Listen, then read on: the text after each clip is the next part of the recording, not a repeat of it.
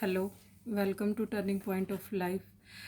कल हम लोगों ने करंट असेट्स और करंट लाइबिलिटी के बारे में स्टडी किया था, जिसमें non current liability, non current assets का जो पार्ट टेंजिबल और इंटेंजिबल भी स्टडी किया था।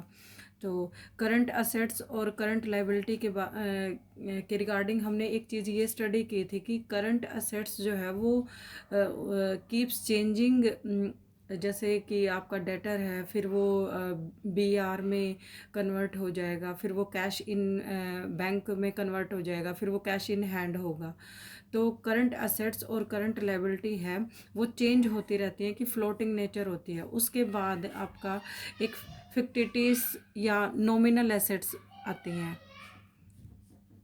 नॉमिनल मीन्स, फिक्टिटियस मीन्स कि जो एक्चुअल में हो नहीं, जिसको जैसे इसको नाम मात्र बोलते हैं, जो होती नहीं है आपके पास, लेकिन वो आप शो करते हैं उसको। जैसे अभी एक एग्जांपल लेते हैं। सपोज आपने एडवर्टीजमेंट एक्सपेंस किया है, एडवर्टीजमेंट एक्सपेंस किया है, तो आप एडवर्टीजमेंट वन टाइम एक्सपेंस करते हैं। सपोज आपने 2 लाख का जो है वन एडवर्टीजमेंट एक्सपेंस किया है, तो ये एडवर्टीजमेंट जो एक्सपेंस है वो आप देखेंगे कि आपको वो कितने ईयर के लिए प्रॉफिट दे रहा है। तो अब मान लिया कि ये एडवर्टीजमेंट एक्सपेंस आप 2 लाख जो है वो आपको 4 ईयर या 5 ईयर बेनिफिट करेगा। कि आप जब एक बार एडवर्टीजमेंट करते हैं तो आपकी सेल इंक्रीज होती है। तो अब ऐसा नहीं है कि हम जो है इसको पूरा एक ही ईयर में चार्ज कर लें। तो अब इसको हम एक पीरियड के जो है ग्रेजुअली इसको एलोकेट कर देते हैं। मान लिया कि ये 2 लाख है आपका, आप इसको 4 या 5 ईयर्स में एलोकेट कर देते हैं। तो आप इसका क्या करोगे कि 50,000 जो है वो आप 1 ईयर के प्रॉफिट एंड लॉस अकाउंट में या ट्रेडिंग अकाउंट में दिखाओगे। और जो 150 बचा है, 1,50,000 बचा है, आप उसको बैलेंस शीट में ले जाओगे। बैलेंस शीट की एसेट साइड में ले जाओगे। वो एसेट्स इसलिए है क्योंकि जो है ये हमको लेटर, जैसे इस ईयर से आगे आने वाले 3 ईयर्स में आपको बेनिफिट करेगा। बेनिफिट कैसे करेगा कि इससे आपकी सेल इंक्रीज होगी। तो आप इसका एक प्रोपोर्शन जो है इस ईयर में ले आएंगे, और जो बचेगा उसको, वो एक्चुअल में आपके पास एसेट्स नहीं है लेकिन उससे आपको कुछ फ़ायदा मिलेगा, तो हम ऐसा मान लेते हैं कि ये एक नॉमिनल एसेट्स है। तो हम इसको जो है एसेट साइड की, जो बैलेंस शीट में एसेट साइड में दिखाते हैं। तो उसके बाद एक रिसिप्ट वर्ड आता है। रिसिप्ट मीन्स आपको मिलना। तो रिसिप्ट्स आपकी 2 तरीके से हो सकती हैं, कैपिटल और रिवेन्यू। एक चीज़ क्लियर कर देती हूँ मैं आपको कि जहाँ पर भी आपका कैपिटल वर्ड यूज़ होगा तो इसका मतलब उसको जो है उस ट्रांजैक्शन का या उस इवेंट का बेनिफिट आपको 1 ईयर से ज़्यादा मिलेगा। 1 ईयर से ज़्यादा क्या होता है कि आप फर्नीचर खरीदते हैं, परचेज़ करते हैं, मशीनरी परचेज़ करते हैं, तो वो आप परमानेंट जो है यूज़ में लाने के लिए परचेज़ करते हैं। तो जहाँ पे भी आपका कैपिटल प्रॉफिट यूज़ हो, कैपिटल रिसिप्ट वर्ड यूज़ हो, या जो कैपिटल वर्ड ही इसलिए होता है कि आप वो एसेट्स के रिगार्डिंग है, यानी कि आपका जो बेनिफिट होगा उससे, तो वो 1 साल से ज़्यादा होगा। तो और रिवेन्यू आपका क्या होता है? रिवेन्यू आपका होता है कि जो आप डे टू डे बिजनेस करते हैं, जैसे आप 1 ईयर में आप किसी भी रॉ मटेरियल को फिनिश गुड्स से लेके जाने तक आप जो भी एक्सपेंसेस करेंगे, या आपको जो भी आपने फिनिश गुड्स को सेल किया है उससे जो भी रिसिप्ट मिलेगी, जो भी इनकम आपको, जो भी पैसा मिलेगा, वो रिवेन्यू होगा। तो एक बेसिक सा डिफरेंस ये है। जैसे अब कैपिटल रिसिप्ट का अगर हम एग्जाम्पल लेते हैं, तो इसमें आप जैसे sale of any assets, any fix asset, आप कोई भी फिक्स एसेट्स है आपके पास, फर्नीचर है, मशीनरी है, उसको सेल करते हैं, तो ये सेल जो भी आएगी आपकी, आपके पास वो कैपिटल रिसिप्ट होगी। दूसरा आपके पास क्या है कि आपने जो है कोई भी लोन लिया है, तो लोन क्या होगा आपका, लोन अगर आपका 1 ईयर से ज़्यादा आप लेते हैं, 3 ईयर लेते हैं, 2 ईयर लेते हैं, तो वो आपकी कैपिटल रिसिप्ट होगी। तो आप 1 ईयर से जो जिसको आगे फर्दर ले जा सको वो आपकी कैपिटल रिसिप्ट्स में आएगा। कोई भी पार्टनर है, कोई भी आपका बिजनेस में पार्टनर आता है, वो कुछ अमाउंट लेके आता है, तो वो आपकी कैपिटल रिसिप्ट है। इससे आपकी पूंजी कैपिटल इंक्रीज होगी, क्योंकि वो 1 ईयर के लिए नहीं आता। जैसे कि हम ये मान के चलते हैं कि बिजनेस जो है वो फॉर एवर के लिए कर रहे हैं, उसके कुछ ऑब्जेक्टिव होते हैं कि हमें कोई भी बिजनेस रन करने से पहले कुछ ना कुछ ऑब्जेक्टिव्स डिसाइड करने होते हैं कि वो 1 ईयर से ज़्यादा चलेगा। तो वो सब चीज़ें आपकी कैपिटल रिसिप्ट में आ जाती हैं। अब जैसे रिवेन्यू है आपका, रिवेन्यू रिसीट्स में क्या आएगा कि आप सेल करते हैं गुड्स की। दो चीज़ों का डिफरेंस आप देखिए कि यहाँ पे हमने सेल ली थी, sale of any fix assets या एनी इन्वेस्टमेंट या कोई लोन आपको रिसीव हुआ। यहाँ पे क्या है, सेल ऑफ गुड्स जो है आपका इससे मिलती है आपको। सेकंड में आपका आ जाता है, आप कोई भी सर्विस प्रोवाइडिंग बिजनेस है आपका, तो आपका जो है कोई भी आपने सर्विस प्रोवाइड की है उससे आपको रिवेन्यू मिली है, तो वो आपकी रिवेन्यू रिसिप्ट होगी। उसके बाद आपका क्या आता है, थर्ड पे आपने जैसे इन्वेस्ट कर रखा था, तो उस पे आपको कोई भी इंटरेस्ट मिलता है। अब जो इन्वेस्टमेंट में इन्वेस्ट किया है वो तो आपका कैपिटल में आएगा क्योंकि वो लॉन्ग टर्म है, लेकिन इससे जो भी आपको इंटरेस्ट मिलेगा, इंटरेस्ट मतलब ब्याज, जो भी आपको ब्याज मिलेगा या कुछ भी उसके ऊपर जो एक्स्ट्रा इनकम मिलती है वो आपकी ईयरली रिकॉग्नाइज करेंगे हम। तो सिंपल सा कैपिटल और रिवेन्यू का डिफरेंस यही है कि जब भी आप जो लॉन्ग टर्म से जो चीज़ें रिलेट करती हैं वो कैपिटल में आती हैं, जो आपके डे टू डे 1 ईयर के लिए या 1 ईयर से कम होता है वो रिवेन्यू आता है। इसी तरीके से आपका फिर एक एक्सपेंडिचर आ जाते हैं। तो ये एक्सपेंडिचर भी आपको क्लैरिफाई करने होते हैं, कैपिटल और रिवेन्यू। सेम वही कंसेप्ट यहाँ पे हो जाएगा कि कैपिटल एक्सपेंडिचर क्या होगा आपका, कैपेक्स बोल देते हैं इसको, कैप एक्स। तो आपके जो कैपेक्स हैं वो क्या होगा, कैपिटल एक्सपेंडिचर क्या होगा, any expenditure which is incurred in acquisition and increasing the value of fix assets. जो आपकी फिक्स असेट्स में, जो आपकी फिक्स असेट्स को इंक्रीज करता है, आप उससे रिलेटेड कोई भी एक्सपेंडिचर करते हैं तो वो आपका कैपिटल एक्सपेंडिचर हो जाएगा। तो सेम वही था यहाँ पे, कैपिटल आपका रिसीट्स क्या होगी जब आप कोई भी जो है किसी भी फिक्स असेट्स की सेल करते हैं। एक्सपेंडिचर क्या होगा, जब भी आप जो है किसी भी कैपिटल फर्नीचर खरीद रहे हैं, लैंड बिल्डिंग है, मशीनरी है, जो आपको 1 ईयर से ज़्यादा बेनिफिट करे, वो आपका कैपेक्स हो जाएगा, कैपिटल एक्सपेंडिचर। और रिवेन्यू क्या होता है आपका, एनी एक्सपेंडिचर। रिवेन्यू में हम क्या करेंगे, जिसका जो है फुल बेनिफिट आपको, जिसका फुल बेनिफिट आपको विद इन 1 ईयर मिल जाए, 1 ईयर या पर्टिकुलर एक अकाउंटिंग पीरियड के लिए। आपका अकाउंटिंग पीरियड कुछ भी हो सकता है, जैसे आप जो है 1 अप्रैल से, जर्नली हमारे यहाँ पे 31 मार्च तक होता है, या फिर 1 जनवरी से आपका जो है 31 दिसंबर तक है। तो आपका कोई भी अकाउंटिंग पीरियड हो, आप उस पीरियड में जो है कोई भी सेल या कोई भी रिसीट्स जर्नल रिसीट्स को के लिए कोई भी एक्सपेंडिचर करते हैं तो वो आपका रिवेन्यू एक्सपेंडिचर हो जाएगा। जैसे इसका एग्जांपल क्या लेंगे हम लोग, आप कोई भी रेंट पे करते हैं, आपने कोई भी स्पेस रेंट पे लिया तो रेंट पे किया आपने, तो आपने सैलरी दी है स्टाफ को, वेजेस दिया है, कोई कमीशन दिया है, तो या सेल करने के लिए आपने जो भी जो है कोई भी सेल किया है उसको, आपको सेल करने के लिए कोई भी आपने एक्सपेंस बियर करे हैं विद इन 1 अकाउंटिंग पीरियड में, तो वो आपका रिवेन्यू एक्सपेंडिचर हो जाएगा। तो अगर आपसे क्वेश्चन ये बनेगा यहाँ पे 3 या 4 मार्क्स का कि difference between capital receipt and revenue receipts, या एक्सपेंडिचर जो है आपका differentiate between capital expenditure and revenue expenditure.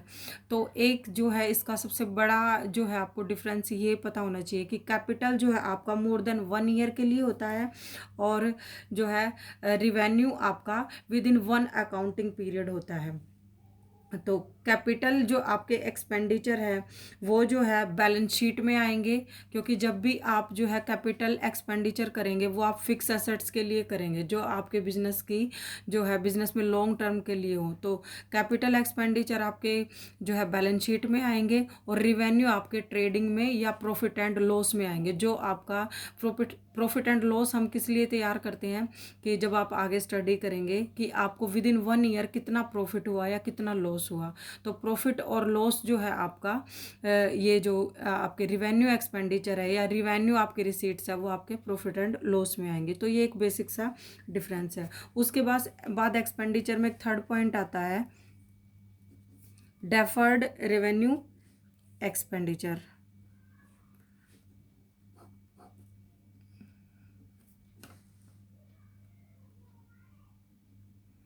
Deferred revenue expenditure क्या होता है कि आप डेफर कर देते हैं उसको उसको जो है कुछ टाइम ग्रेजुअली एक पीरियड के बाद तक लेके चले जाते हैं, जैसे आप 1 ईयर 2 ईयर या 3 ईयर।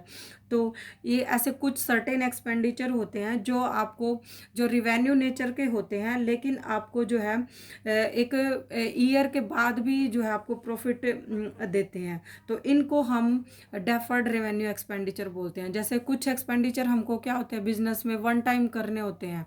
सपोज आपका एक एग्जांपल ले लेते हैं, यहाँ पे रिसर्च एंड डेवलपमेंट एक्सपेंसेस होते हैं, R&D।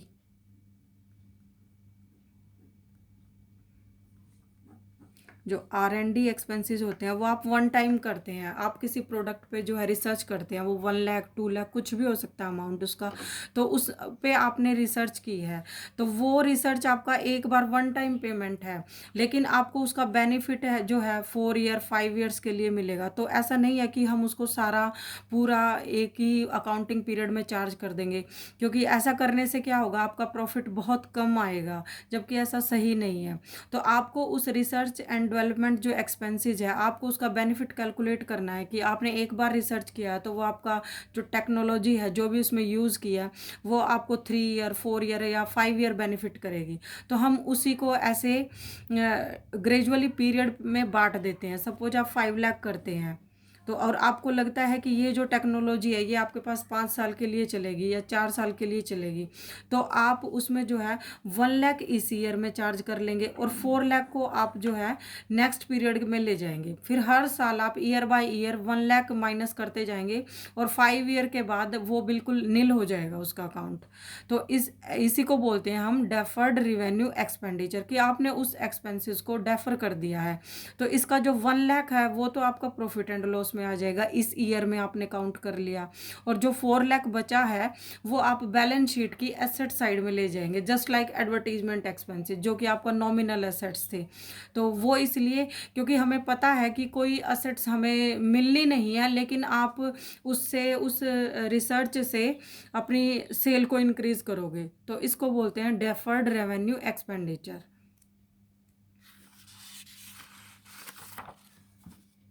उसके बाद आपका आता है एक्सपेंस। एक्सपेंस जो है एक्सपेंडिचर और एक्सपेंस में क्या है कि एक्सपेंस आप जो है एक्सपेंडिचर में जनरली हम वो चीज़ें लेते हैं कि हम उसमें कैपिटल और रिवेन्यू डिसाइड करते हैं। तो और एक्सपेंस आपके क्या होते हैं कि आप डे टू डे ऑपरेशन के हैं।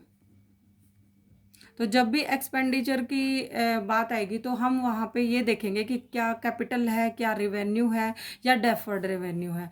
लेकिन एक्सपेंस जर्नली क्या होता है कि आपका जो ऑपरेटिंग एक्टिविटीज़ है उनको करने के लिए जो हमें पे करना पड़ा है तो वो आपके एक्सपेंस होते हैं।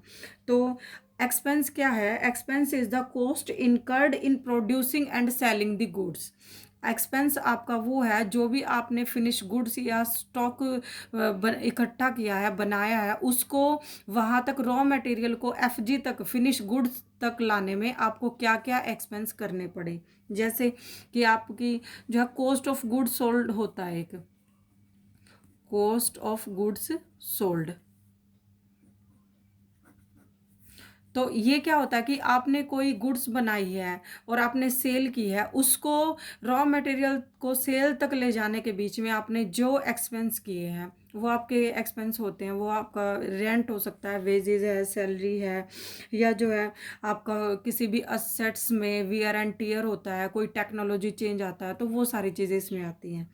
एक वर्ड होता है, अभी जैसे कुछ चीज़ें ऐसी हैं जो कंफ्यूजिंग होंगी कि आप जैसे ये बोलेंगे कि इनकम और प्रॉफिट एक ही चीज़ होता है, कि इनकम और प्रॉफिट अलग अलग होता है। वो अकाउंटिंग टर्म के हिसाब से इनकम और प्रॉफिट दोनों चीज़ें अलग हैं। तो यहाँ पे पहले इनकम स्टडी करते हैं। इनकम क्या होता है कि आपने सपोज सेल की है, वो 5 लाख है, तो 5 लाख आपने सेल कर दी, ये आपकी इनकम हो गई। तो अब लेकिन इस सेल को जनरेट करने में आपने कुछ ना कुछ तो एक्सपेंस किए ही होंगे ना। तो जहाँ पे अगर हम इनकम की बात करेंगे अकाउंटिंग टर्मिनोलॉजी में, तो आपका जैसे पूरा एक अकाउंटिंग पीरियड की सेल आ जाएगी। तो इनकम जो है आपकी रिवेन्यू से भी अलग होती है। इनकम में आपका जो है जब भी आप कोई भी सेल करते हैं, तो जो आपकी टोटल सेल है वो आपकी रिवेन्यू बनेगी।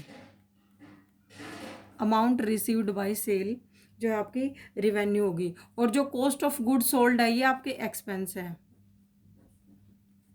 तो जब आप इस रिवेन्यू में से